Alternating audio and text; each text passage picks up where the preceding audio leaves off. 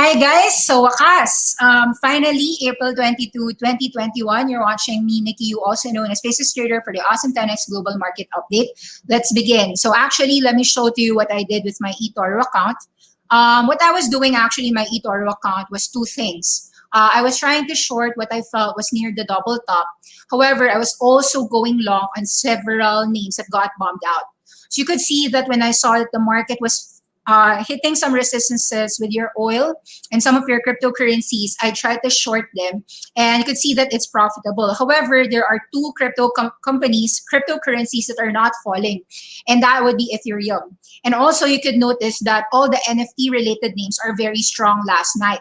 So you could see that actually companies like Funko, PLBY, Mudrick Capital, take note what's happening. Funko is bullish, Mudrick Capital is bullish, PLBY Group is bullish. So I'd say that everyone who closed or sold or shorted any of these NFT names will be covering tonight. And they're going to actually try to pump this as high as $50 to $60 for PLBY Group, and as high as about $14 to $16 for Mudrick Capital, and as high as about $24 for Funko. Why would each of these three names go up 20%? So let's take a look at what's happening. So let me show to you that last night, I thought that Ethereum was gonna fall, given that these are metrics of a higher high and then a movement in the entire cryptocurrencies that was not the same. And we're noticing actually that what the market did was to show to us that while every other crypto is actually falling, this is different. Ethereum is actually not gonna fall, and in fact, it's getting bought. So let's cancel this short, and we're gonna try to actually cover that and see whether Ethereum is going to go higher tonight. So whatever short there are, it's going to be covering tonight on this movement. So the people who shorted would probably cover tonight at about 2425. Not necessarily tonight, but even actually today. What exactly is the fuel for this movement in Ethereum? Ethereum is powering a lot of your NFTs. It is a blockchain.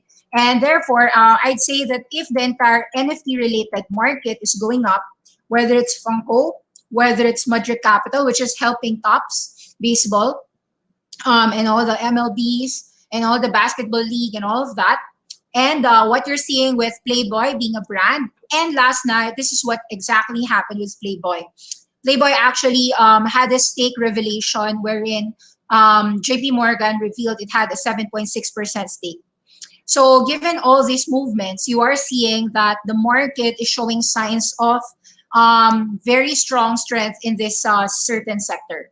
Similarly, let's talk about some news other than the NFTs. So you could see that there's a different movement. If you look at the exact marketplace, you take a look at the cryptocurrencies, all stocks were falling actually, but except Ethereum and Ethereum Classic. ETC and ETH is actually moving very well.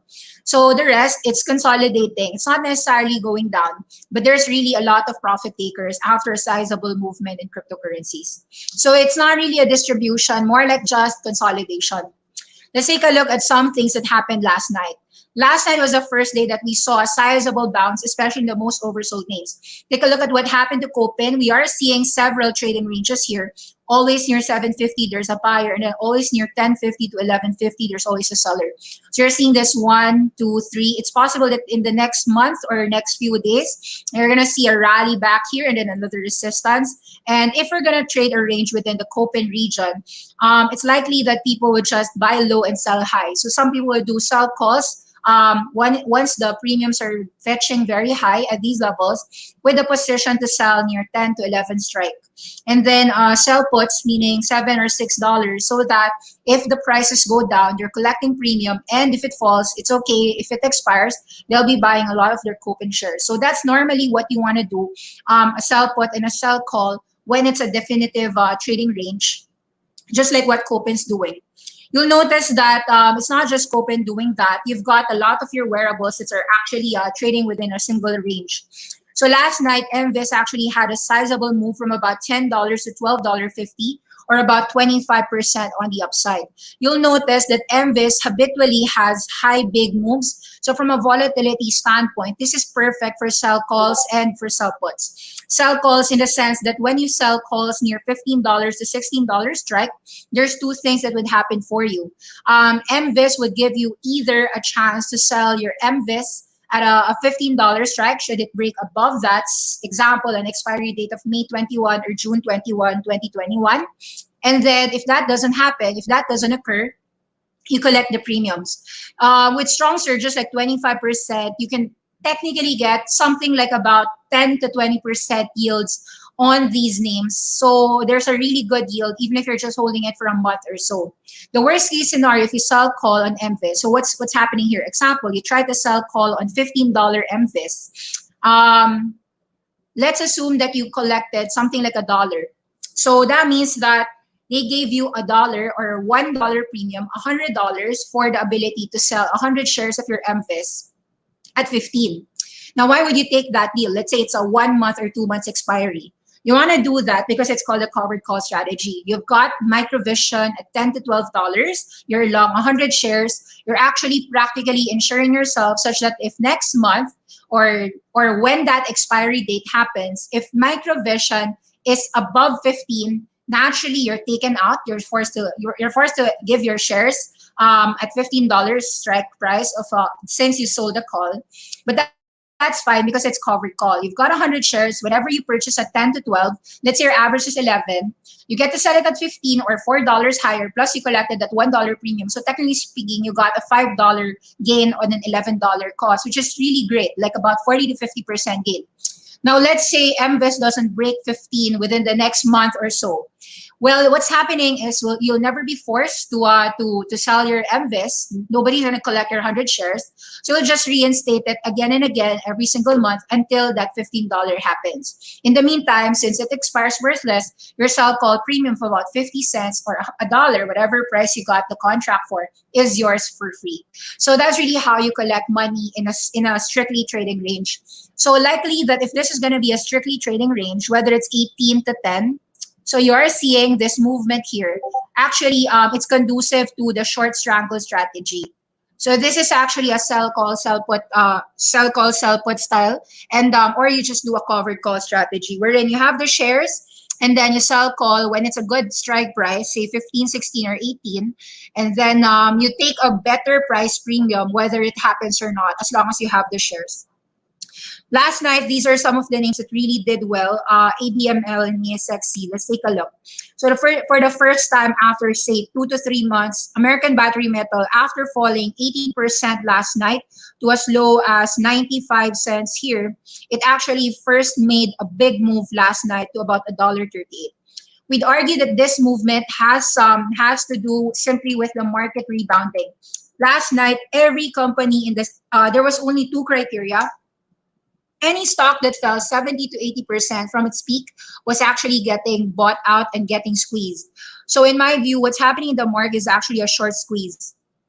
Finally, we see a short squeeze and your small companies are getting the love.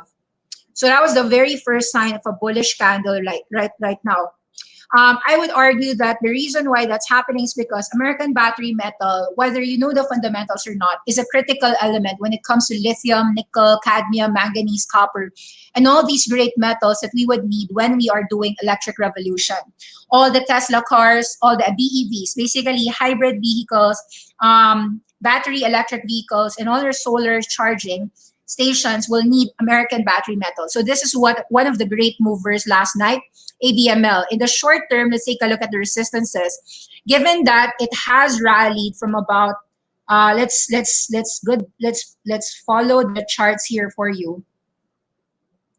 It has rebounded straight last night from that area of,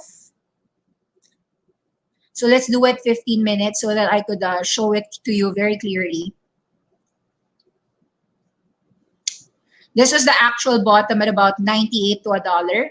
So congrats to those who got in. This was a definitive buying moment last night. Even as high as 1.2, you could see a lot of people buying it 20% higher, as we are seeing that the potential resistance first will happen here about 160. Why 160? This was the prior support that became a resistance. So a 60% jump in 2 days is sizable, and I think that another 20% back to about 180 is also resistance. So if that were to occur, another resistance here about $2 to $2.20. So because this is a sizable range, take note that every 100% rally or even a 50 to 70% rally would meet resistance. So I'm just showing to you more of the charts of ABML. You'll see that ABML habitually has strong movements. Here from about 138 to as high as 2.54, or nearing almost a 70 to 80% in just a couple of minutes or an hour or 2 hours, five days, something like that.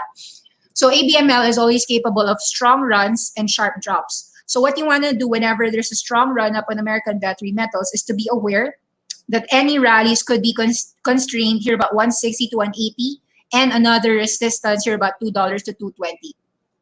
So very clearly, the advice here is trim at 170 to 220. Just to be very clear, strong support, strongly supported from 120 below. So if you have high costs, I'd say that now's the time to actually buy, given that you've got that bullish signal, whether it's 120 or $1. So try to make your way out. Try to make your way out and average your cost while you can. And resistances are probably nearby. Now, I could argue that you like the company from a long-term perspective, but even long-term shareholders have to also keep a core, but trade a part of the position for safety of their portfolios. So that's ABML. One of the critical movers last night was also ASXC. So you'll notice that last night, it didn't need to have a news per se. All of the companies that were rising were the stocks that fell for an extremely oversold rebound. So this example, Ascensus Surgical fell 80% from its peak. So that was just critically the only criteria for a stock to rebound. Ascensus Surgical rebounded from as low as 1.3 to as high as 197.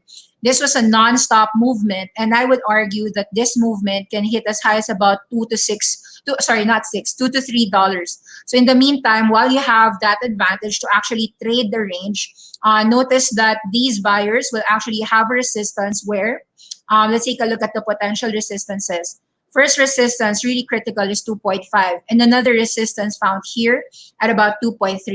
So what you want to do here is first resistance at about 2.3, you want to actually be trimming. If it doesn't reach 2.3, even as high as about 2.2 or 2.1, and more resistances here at about 2.5 all the way to 3.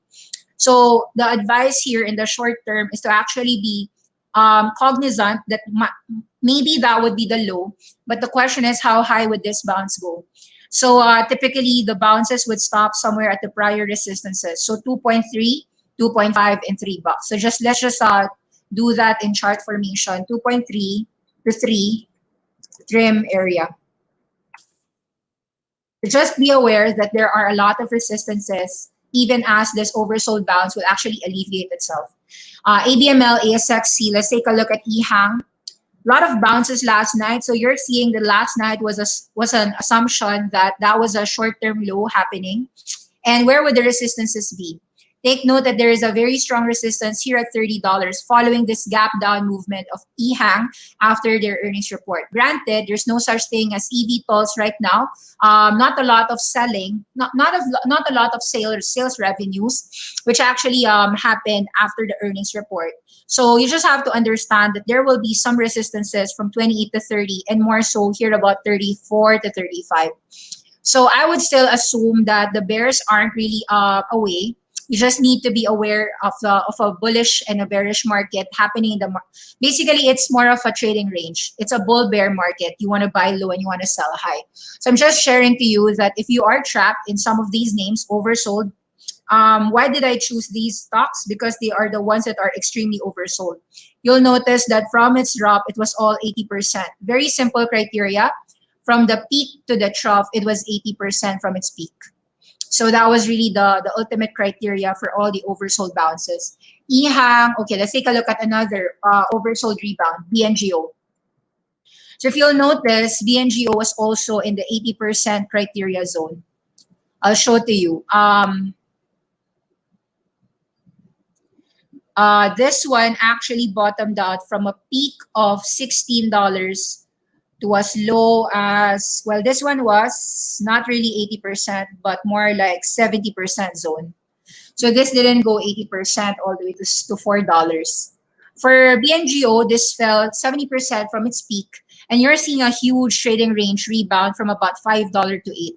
So in the short term, just be aware of these big resistances and big ranges for bio-nanogenomics. Let's understand why people would actually trade the ranges for bio-nanogenomics. I was reading a Seeking Alpha article here. Let me just show to you. Let me show that. Wait up. Bio-nanogenomics. Let's go to the home.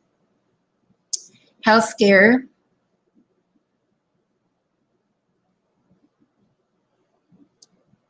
Wait up. So is the recent pullback a strong buy signal? There's actually two catalysts for this other than the oversold technical rebound. The recent pullback is a strong buying opportunity said by other people, analysts at other banks or retailers also saying about it.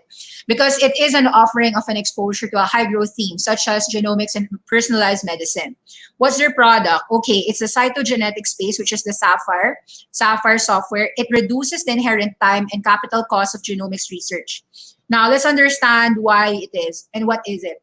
Bio-nanogenomics is a life sciences firm focused on research development, manufacturing hardware components for the genetic analytics industry. The flagship product is the Sapphire system, platform enabling research and clinicians to accelerate the discovery pathway for new diagnostics and therapeutic targets. Overall, they streamline the study of chromosomal changes, a field known as cytogenetics. In total, BNGO offers 4 products: Sapphire, Iris, Bio-Nano Prep Kits, and Bio-Nano Data Solutions. Sapphire is an optical mapping tool with long-range genome mapping. Iris is a whole genome mapping aimed at plant and animal research applications. Prep Kits used to extract the genetic materials needed for Sapphire and Iris. Data Solutions is their hardware and software used for bioinformatics processing and analytical tasks. So they market themselves to government research institutions, laboratories, academia, as well as pharma, biotech, and contract research companies worldwide. If you find BNGO quite similar to CMLF, which is semaphore, in a way, I think these categories are similar. They're high growth names, very exciting secular trends, but obviously, the revenues right now are still in the starting stage. Take note that 47% or a bulk of their business is still in the US, 35% is in EMEA, emerging markets in India. EMEA is Europe, Middle East, and Africa and India. And then you've got China reflecting 5%. The entire Asia Pacific ex-China is 9.5%. So what's the strong market opportunity here? According to their own investor presentation in 2021, BNGO believes that it starts with a $3.25 billion baseline of market opportunity, somewhere between $2.6 to $3.9 billion of revenues. Their goal is to exactly reach about 10,000 Sapphire systems, but they need to specify how they're going to do that. Is it purchases, rentals, or both? Now, take a look at the other research houses, whether it's Gartner or other research houses. They confirm that the entire market is perhaps at least growing 8 to 14% in this cytogenetic space. It's probably going to grow within that range. And the focus of BNGO is its unique selling proposition. Sapphire system simplifies cyto methods. And for those who don't understand cytogenetic industry, take a look at the testimonials of Sapphire. It's encouraging. In fact, it says that the increase in throughput and drop in price per sample and improved ease of use is the reason why a lot of medical doctors and respondents are favoring Sapphire based on their versus the traditional cytogenetic method, which is karyotyping, FISH, and chromosomal microarray. So it's a disruptor within the genomics research community. And a lot of people are saying that, I was reading last night that Fulgent Genetics CEO was actually interested to buy a company. And people are already, there are rumors already happening that Fulgent Genetics might actually acquire BNGO. It could be something that they would pay for. Now, take note too that BNGO acquired Lineagen Inc. This is a leader in molecular diagnostic services, a focus on childhood neurodevelopmental disorders. It adds new revenue optionality to BNGO's growth story beyond just patients, insurers, medical professionals, etc. But there's no FDA approval yet as of 2021. All right, so at first glance, why would Lineagen sell at low multiples if there was real value? The problem is that it's a sum of the parts. So you have to see whether BNGO can actually make Lineagen really meet all their growth targets. Now, a lot of people are not covering BNGO. Definitely, BNGO is a crowd favorite. Why is it a crowd favorite? Two things. The retail actually is very much interested with biogenomics as a sector, given the fact that ARK Invest has a huge stake in PacBio. A lot of people are saying, or actually they've been trying to speculate for the past couple of months, that bio nanogenomics is actually a step better, like maybe 10 times better than Pacific Biosciences, which is PacB. And given then PacB and 10x Genomics, PACB and TXG are already part of the ARC Genomic Fund, which is ARCG. People are saying that it's gonna be an inclusion in the ARK Invest Fund, which is a huge like billions of dollars, where retail also follow, and a lot of passive flows are going in that fund. So I would argue that for all that's said and done, the conclusion is that there's enough people who's willing to tolerate the ranges or the volatility. You'll notice how volatile bio-nanogenomics is. Let me show to you the entire year. No, this went somewhere from 55 cents to a 22x move to as high as $17-18, only to fall 70% down here at $5.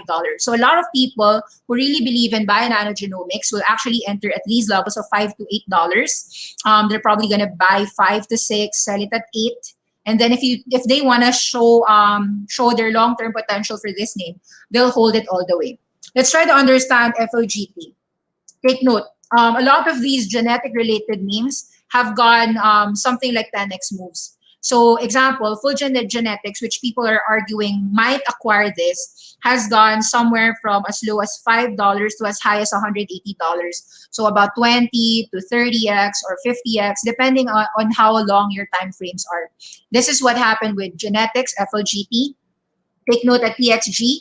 TXG is actually a company that's already in the ARC Genomic Fund, $40 to $200 times 5. Take note what's happening in PacBio. Also a favorite stock of ARC Genomics. It's gone already from as low as $2 to as high as $55, currently trading at $30.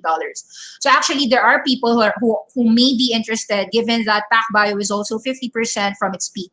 So I'm just showing to you that there is a huge flow, passive money entering into ARC Genomics. And it's really about the genomic trend, whether they're entering PacBio, 10x Genomics. Simply put, they could be buying it ARCG through ARCG. You could see right now that ARC Genomics is still in a trading range. It's got a lot of buyers near $80, but a lot of sellers at $100. So you might be seeing this trading range forming. But if you really like a company, I'd say instead of going into the ARCG fund, you might as well go for an undervalued opportunity right now here at BNGO. Whether you believe it or not, let's take a look at how the market caps of BNGO are compared to the rest. This is a market cap of 1.65 billion bio-nanogenomics. Take a look. Well, most of them are actually in the $1 billion zone. CMLF is also something that we believe in. It's now trading at about $786 million. So we discussed before CMLF. I'm seeing that this is a support. So if you've been buying at about $13 or $14, although all SPACs aren't equal, I'd say that this could trade in a range between $13 to $19, or maybe here at about 17. So there's really leeway for actually big trading opportunities in the genomic side. CMLF is a company that I am preferring. I was also looking at ARIA. ARIA isn't doing that well. Right now, it's still trading at $11, but looks like you've got a 40% range. So if you see a 40% range, at the very least, PacBio, all of these companies in the genomic side are likely going to trade within a certain 30 to 40% range. So example, you're going to trade your way into your genomics. What will you do? You buy 28 and you sell 36 for PacBio. You do the same thing for companies like BNGO. You trade this range. Near 5, you buy. Near 7 or 8, you want to sell into that. What else is happening? All right. Let me give to you some more oversold companies. There's been a huge oversold move, not just for BNGO, EHang. All right, let's take a look at NNBM. So for the last couple of days, we already saw that Nano Dimension has been moving up from about $6 to $7, $6.70 to $7.40. And we surmise that this one would have some selling pressure here at 8, but also higher selling pressure at 10. Now, why did it even rise in price? There was a news that Nano Dimension already acquired deep learning, which is Deep Cube. So let's read why Nano Dimension bought this. For $20 million, so it's not that expensive.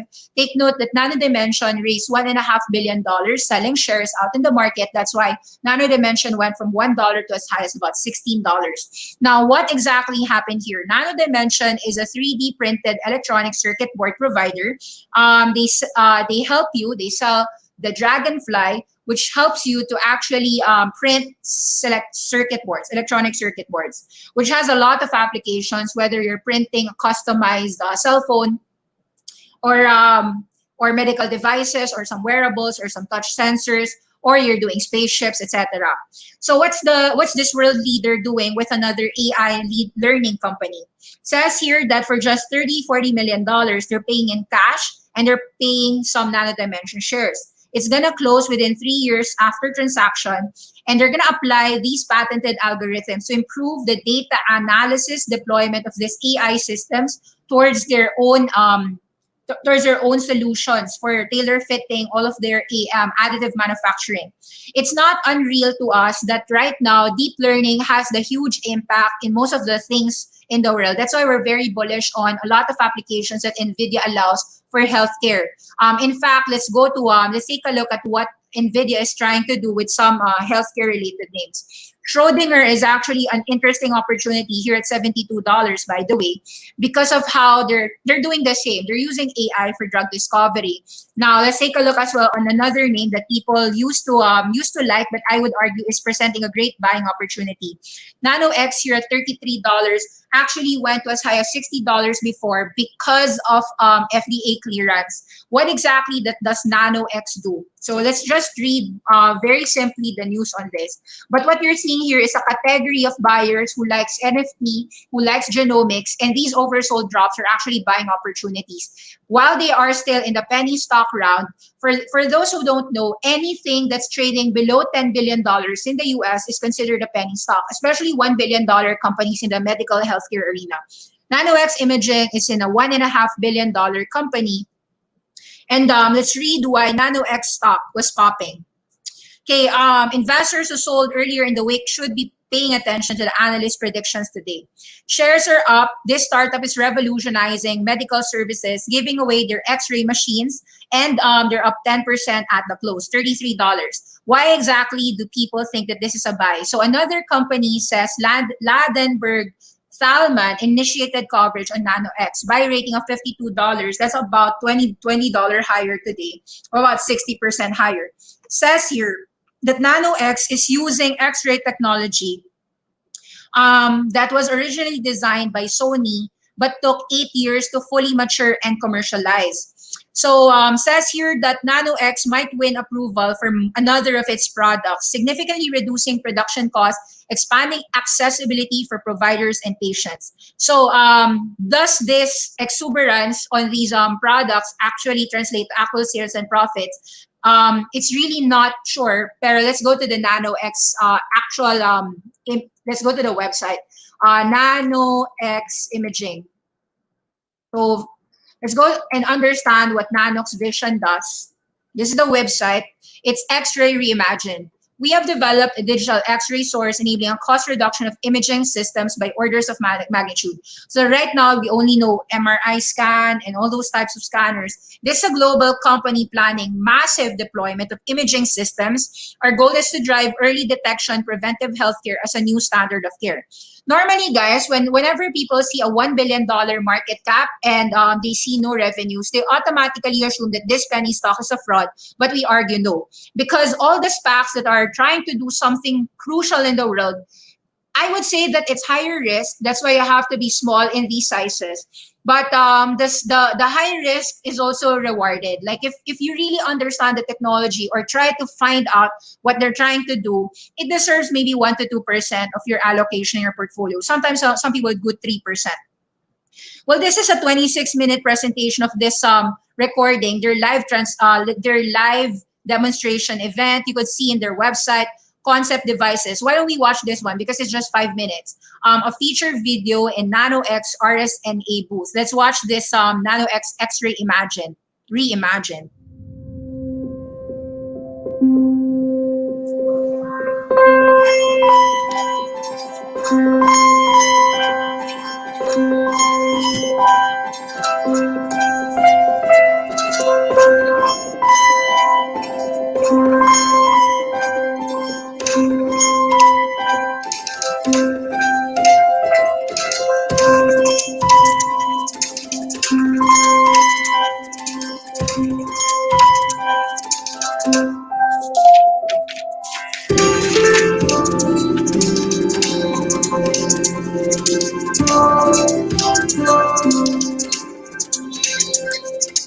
Our mission is to democratize medical imaging, to make it way more available.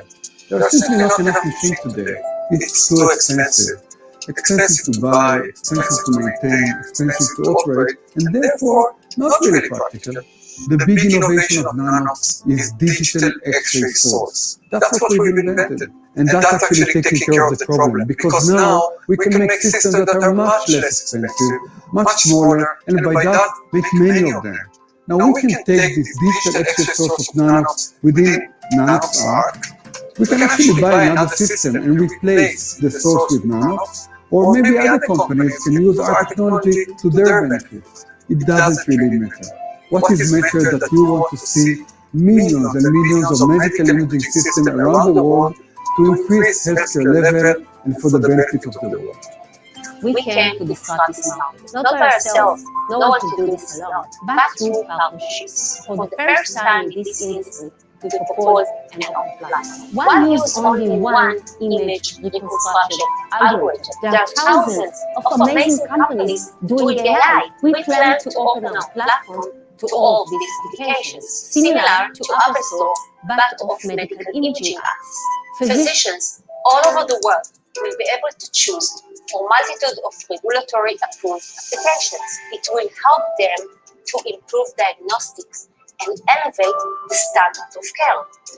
By the end of the day, it's all about clinical value. An image should provide sufficient information and data that drive best clinical value for accurate diagnostics. Until today, cost was a major barrier.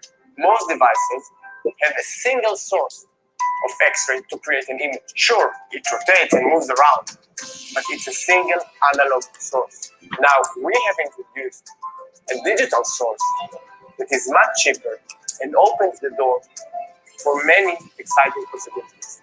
The main question that we ask ourselves is, how can we provide better clinical value? Because now we have images comprised of multiple pulsating sources instead of just one.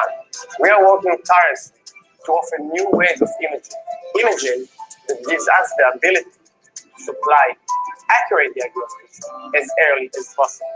With way more affordable imaging systems, you can change the traditional business model from simply selling machines into a service, a pay-per-scan service. We believe this approach may revolutionize medical imaging as a standard of care. The interesting part is that our initial target market are not hospitals. Hospitals will come around eventually, but to begin with, we target tens of thousands of clinics, urgent care units, remote areas, and other medical islands. All those that cannot afford traditional systems due to their cost. We plan to change all of that.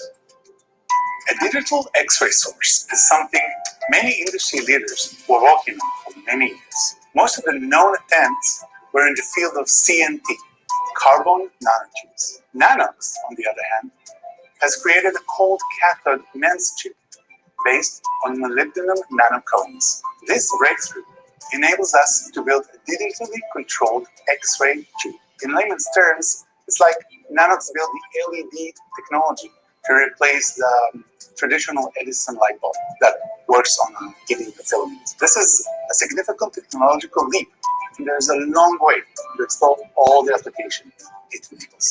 This is very All right, guys. So there's just amazing technologies happening in the US. And so let me just repeat and make a recap of what we just discussed all throughout the day, April 22, 2021.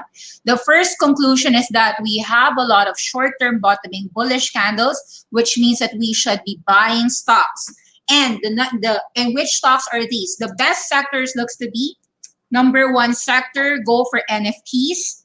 Take a look on PLBY, FNKO, OCA, MUDS. Those are 4 NFT names. Now, the other sector that we think is very good is genomics. So whether you're genomics and medical healthcare names, so whether you're getting into ASXC, you're getting into bio-nanogenomics, NNOX imaging, or you want to understand all these deep learning applications that's helping Schrodinger, SDGR, Nanodimension, given the partnership with Deep Learning Cube.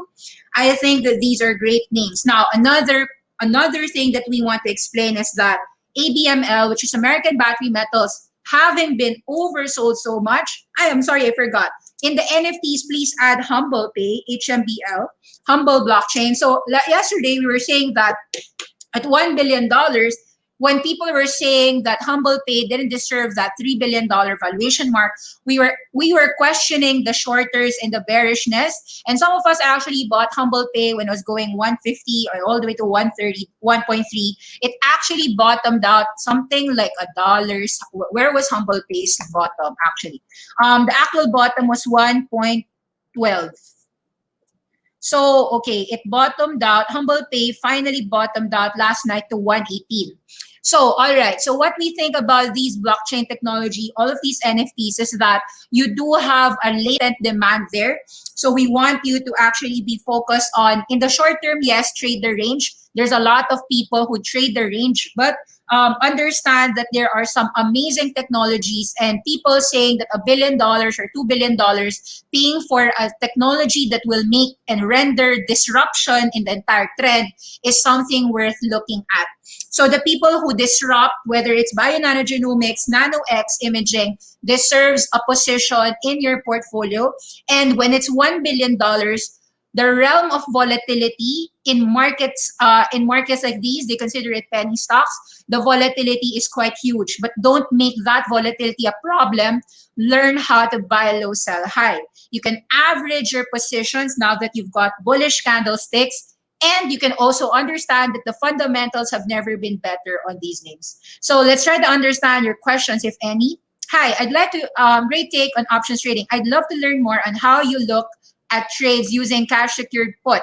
How are you are you trading call lips in your strategy? Actually, I'm very simple when I do my trades in options.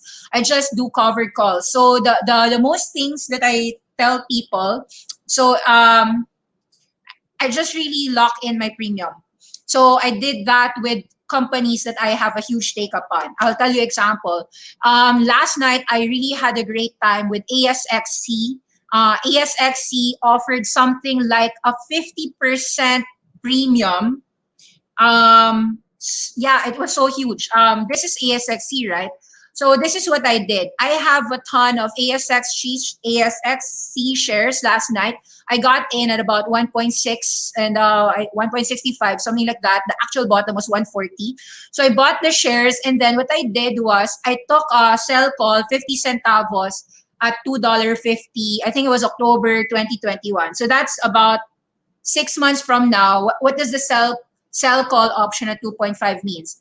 It means that in 6 months' time, if ASXC goes to $2.50, I'm required to give my shares at $2.50. Not a problem, given that I think I've discovered that ASXC is something like an ISRG. Oh, I forgot to mention this. One of the reasons I think that a lot of healthcare names was also rising last night was because of ISRG beating great earnings. Now, this was like up 7% last night, ISRG.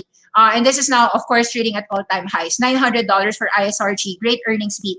So this is an example of what happens to your portfolio if you were able to buy the next ISRG. If you understand, this was just $6 and now it's $900, or 150x your money in about 17 years. So I know that not everyone has like a decade to hold, but these are the types of companies that Awesome 10X loves. That's the reason why our website name is Awesome 10X. The YouTube channel is Awesome 10X. We are looking for disruptors. We're not looking for companies that are selling Starbucks coffee or McDonald's. I don't really hate on burgers and coffee, but we're really just looking for disruptive technology, even if nobody likes to cover it. So what I do to protect myself is because TransEnterix, ASXC is TransEnterix before, TRXC, which became Ascensus Surgical. I believe that the women are really happy with it. Minimal invasive surgery, digital laparoscopy. So what I do is I made a sell call, which is a 6-month option. I do sell puts if I like a company. So what would I do a sell put for? Example, I'll tell you what. Sell calls and sell puts work best with volatility. If it's not volatile, you don't get that premium. You don't get a 50% move on the premium, so there's nothing to sell call for. Now, why would you like a 50% increase in premiums? Of course, because you're selling the call and you're selling the put. You're collecting the premiums. You're not paying for it. So So I really like volatility because it makes me get great premiums on companies that I already have. So let's say by 6 months time, ASXC doesn't go above $2.50. Let's say it just stays within a simple range of $1.30 to about $2, something like that. Well, I don't think it's gonna not hit 250, given that in a single day it went like from 130 to 190, just like up 50% last night.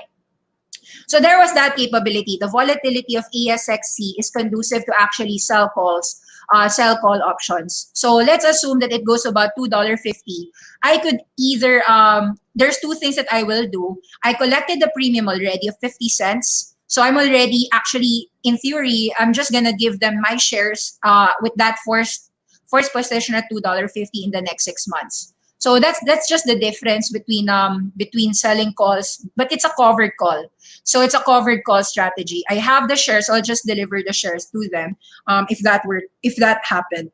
So why did I choose $2.50? I chose $2.50 because of two things. It's 100% up in 2 days if ever it does go up, and $2.50 is somewhere here near this bearish candlestick. So I think that there's a huge resistance from 230, 250, and $3. So I do my sell puts or sell calls at definitive levels in the chart. Okay, what are your thoughts on Baidu and C Limited? I like Baidu, I like C Limited, but in the short term, what happened was, I'll be very honest. So what you'll notice is that I really went in to what the markets didn't like. So they were so scared of genomics. They were so scared of blockchain, so scared of drones.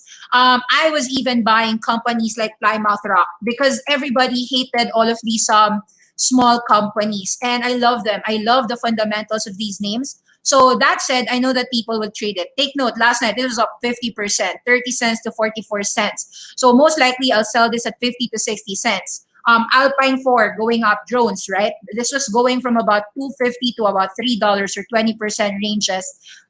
C Limited, I think, wouldn't move 20% in a single day.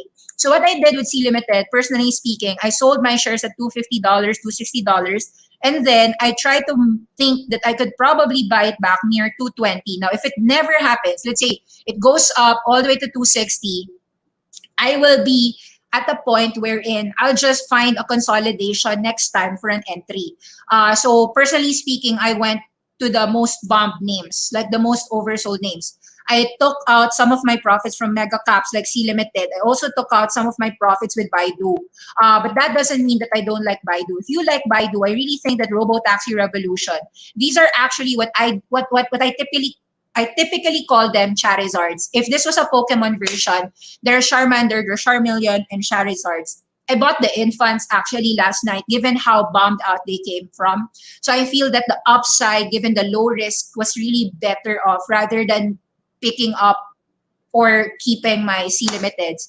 So I actually sold my C Limited. I sold my Baidu in response to buying these really bombed out assets. What are your top 5 solar picks, Miss and picks po? I really like, in terms of solar, I've never been afraid to say that I really love Sunrun. I really love SunPower, Canadian Solar, Enphase. I like Sunrun, SunPower, Enphase. Those are my top 3. Sometimes I'll buy Canadian Solar, I'll buy Maxion, I'll buy First Solar. Yeah, but usually I go into SunPower and Sunrun. Those are my first 2 names that I buy when it comes to solar picks. As for electric vehicles, personally, I have biases. I really believe that Mark Fronmayer has no problem, and people are, because I typically like a company that's an underdog. So I know everybody loves Tesla, but I prefer getting FUV, aka RC Moto. So I have FUV. I feel as if these levels of about 13 all the way to $10, even last night it went already to 11. You'll notice that I was so scared that the market's gonna fall, it could even go to $6. Happy to say that it rebounded at 70%. It's typical from these lows of about $9 to $10. So I'd say that maybe the sell-off has ended last night. and any drops would be participated already by so many people. Arsimoto is a good ad in case you don't like, in case you're willing to buy a lot of penny stocks or small caps. In the US, what's wonderful is that the small companies have great leaders and highest growth potential if only you try to believe in the management and the execution. Why do the people actually undervalue them? It's because they don't have ready clientele. So for Arsimoto, their clientele right now is so they work with Monroe and Associates. Danny Monroe is helping them produce 100,000 vehicles. So they just got like a factory last year partnership, and then they're partnered with Mark Wahlberg. They're also partnered with so Mark Wahlberg, if you know him, he's the director. He's the celebrity actor, and he has a brother who owns Wahlberg Burgers. I think over time it will become big. So and I bought it actually first entry I got was $5 to $7. It rallied to as high as $35. I didn't really sell there. I was selling like 20, 23, 19, 25, something like that. And then I bought back in. I think 13 to 10 is an amazing price. If you're listening to me right now, try to study Arsimoto. It's one of the best EVPs that best electric vehicles that nobody really cares about. I think some people even short him. Which is why it went from 36 down to 10. But I don't think that shorters are correct here. They didn't do any fraud. There's another electric vehicle that I like, which is called, well, in China, I like XPeng and I like NIO. So I think that NIO is a bet. After studying some parts of electric vehicles, I think that NIO is truly a more sophisticated ecosystem versus XPeng. I used to like XPeng more than NIO, but I feel that I was wrong. NIO is something very undervalued. People love Tesla so much, but they're wrong. I'm not saying that they're wrong in their fascination with everything that Elon Musk touches. I'm actually afraid if I'm just long NIO, but I think that there's really qualifications why NIO could potentially be $100 to $200. I'm not the best person to explain. You can see a lot of YouTube channels devoted to NIO. But EV picks, if I had one choice, I'd go for NIO and then XPeng, number 2. Geely is just normal for me, but it's also great. 1211 is just normal for me. Cardano, what do you think? Actually, for cryptocurrencies, I'm not that good. I'd say that it's just consolidating. Let me just explain that for crypto-related questions, you can go to several crypto channels. Lark Davis, go to Lark Davis YouTube channel. He's gonna be the best guy, I think, if you want fundamentals on crypto. Why is Beyond Meat bearish? No, I don't think so. It's just really consolidating. I do have Beyond Meat. The problem with Beyond Meat is that most people assume that at $8 billion, that it's expensive. Take note that people would pay a lot for this if only they can see the revenues of Beyond Meat. But so far, the revenues of Beyond Meat is something like $200 million. So a lot of people would argue that it's expensive. But as you know, the reason why we like Beyond Meat is because of their partnerships in China. Alibaba is not a no-nonsense partner. Dunkin' Donuts, Starbucks, all of these, KFC. So it just takes time. The problem is that we could be ahead of our time. The vegan community and all the supporters of alternative meat, the hype in it has, it's been just normal. There's not a lot of buzz happening in the alternative meat craze right now. Thoughts on Spotify. Actually, was there news on Spotify? Let me see. I'm not really aware of Spotify's news. I saw Spotify fell down 3%. So Spotify is teaming up with Project Boombox, expanding. Okay, what exactly is happening here? 3 days ago, Facebook just deepened the relationship with Spotify. This is building an inline audio player, allowing it to listen to songs shared on the platforms without being externally linked. So should be good. Actually, what you're noticing is Facebook is investing in all the ways to actually fight Clubhouse. Soundbites feature, podcast support. We think that audio is going to be a first-class medium, and there are these different products to be built across this whole spectrum. In recent years, the music and podcast platform has been integrated deeply into Instagram stories, where users are sharing content from the service. Spotify Group. Okay, You know what? I think like there's no exact bad news on Spotify. Let me find any news for the drop last night. 3% down on Spotify last night, right? $260. If you're gonna ask me long term, I do like Spotify. It's just that it's not my primary objective right now. Because in the short term, it looks like there's like 20 to 30% opportunities in those small caps that I talked about. Spotify is entering the hardware market. Apple is battling with Spotify in a premium podcast push. Okay, I know already why. Okay, so that's the Apple. Apple is accused of a power grab in a Senate App Store hearing. Google Apple is testifying on an antitrust hearing with Spotify Tile Match as witnesses. All right, so I know why exactly it fell. It's Apple. No, for those people who aren't aware, Apple has always been, Spotify and Apple always had a cat dog fight quarrel for about 2 years already. Spotify and Epic Games, both of them actually accused Apple of being like a 30% tax guard on everything. And Apple said, well, you're just, if I may say, you're just leeching out from the Apple App Store. So you have no right to actually question my 30% tax rule. It's kind of like a kingdom of Apple. And in the Apple World Kingdom, all the revenue streams that you get will automatically have a 30% tax. And some of the companies that really hated on that was Fortnite of Unreal Engine, Epic Games, and Spotify. Both of them were fighting all day long. Now, possible that what Apple's doing is to fight Spotify, and you know that Apple also is fighting Epic Games. So, in a way, they're competing, they're competitors. The drop at $260 is nothing new. I saw before that Amazon went in the audio space, and the drop was actually as low as 225. In fact, I bought that when I saw the news on Amazon entering podcasts, because just because Apple, Amazon enters your territory doesn't mean that they'll win. Everybody, you're seeing about 400 to 500 million users all using Spotify. Just look at the numbers and you'll know that Daniel Ek wins this. So I have no problems with Spotify. The lower it goes because of this Apple stuff, you buy it. There's a support right now on Spotify, actually here at about $250 and more supports. This was 225. There's actually this news. I remember that. I think it was September or November. I got in at 225. So maybe it was this news. Yeah, this was that day, 225. I got in on that drop. So if you know what you know, then you better buy Spotify on the drop. Thank you very much, and thanks for the question. See you again tomorrow. It's a happy green day. Bye-bye.